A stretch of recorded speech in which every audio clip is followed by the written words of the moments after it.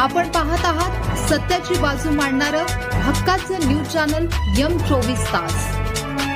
मृत्यूच्या जबड्यातून बहिणीची सुटका, 11 वर्षांच्या शिवाचा काळजाचा थरकाप उडवणारा पराक्रम।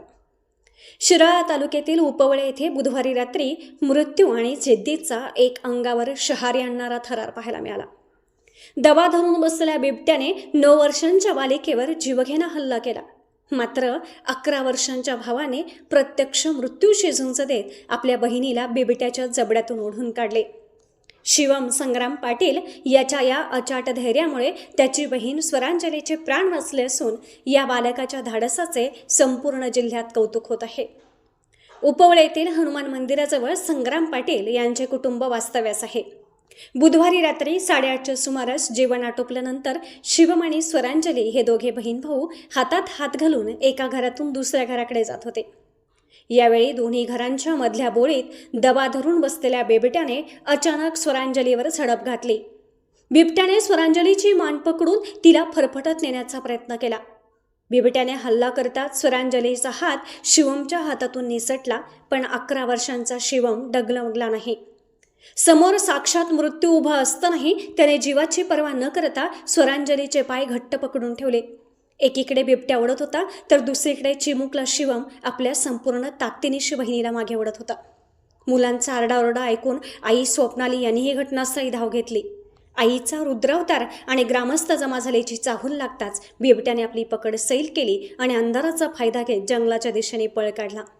सुदैवाने थंडीमुळे स्वरांजलीने अंगात जाड स्वेटर आणि डोक्याला टोपी घातलेली होती, त्यामुळे बिबट्याचे अंकुचिदार दात तिच्या मानेत खोलवर रुतले नाहीत। या संरक्षक कवचाने तिचे प्राण वाचवण्यात मोठी भूमिका बजावली। या हल्ल्यात स्वरांजली किरकोळ जखमी झाली असून तिच्यावर शिराळा येथील उपजिल्हा रुग्णालयात उपचार सुरू आहेत। तिची प्रकृती आता स्थिर आहे। वन विभागाने या घटनेची गांभीर्याने दखल घेऊन परिसरात पिंजरा लावावा अशी मागणी ग्रामस्थांकडून केली जात आहे। भावाचे हे शौर्य खऱ्या अर्थाने भाऊबीजेची मोठी ओवाळणीच ठरली आहे। बाला संग्राम पाटील। रात्री आम्ही जेवून वर झोपायला येत होतो तेव्हा अचानक माझ्या बहिणीवर बिबट्याने हल्ला केला। मग तेव्हा मी माझ्या हातातून हात सुटला। मग मला तो बहिणीचा पाय घावला। मग मी तो पाय ओढून बिबट्याला तिथून हाकलवून लावले। माणसाने ओरडून माणसं परत गोळा झाली। मग परत ना मग ती वन विभागवाली ती आली। ती काय काय काय काय तिने पावलाच्या सण ती बिटू काढलं। ती तुझ्यावर हल्ला करण्याचा प्रयत्न केला काय काय?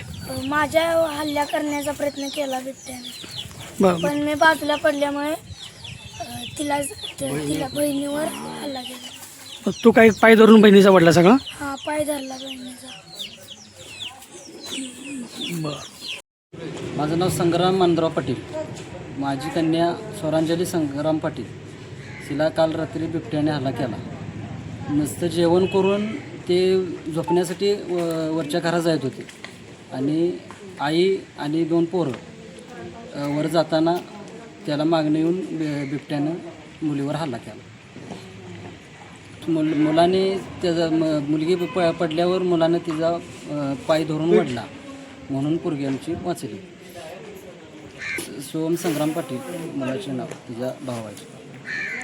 तुमची सध्या काय मागणी आहे शासनाकडे किंवा वन विभागाकडे? काय वन विभागाने काहीतरी त्या बिबट्यावर त्याला पकडून नेणे किंवा काहीतरी आदेश काढणे काहीतरी करावं असं इच्छा आहे आमची। कारण पोरांनी असा हल्ला करायला लागल्यावर जरा हे आहे ना, डेंजर परिस्थिती आहे। पहिले शिवम संग्राम पाटील हा जो धाडशी विद्यार्थी आहे, हा धाडशी विद्यार्थी श्री शिवछत्रपती विद्यालय शिराळा या ठिकाणी इयत्ता 5वीमध्ये शिक्षण घेत आहे। त्याच्या गावात घडलेली कालची घटना अत्यंत वाईट, परंतु त्याच्या धाडसाचं कौतुक करणारी अशा प्रकारची आहे की 2 भाऊ आणि बहीण दोघं एकमेकाला हाताला धरून जात असताना गावामध्ये त्यांची 2 घरे आहेत। त्या 2 घरापैकी एका घरातून दुसऱ्या घरामध्ये प्रवेश करत असताना बिबट्यानं भरवस्तीमध्ये या स्वराली संग्राम पाटील या मुलीवरती हल्ला केला। परंतु नसीब इतकं चांगलं होतं की त्याच्या डोक्यावरती मुलीच्या डोक्यावरती स्वेटर असल्यामुळं त्या बिबट्याचे दात स्वेटरमध्ये अडकले.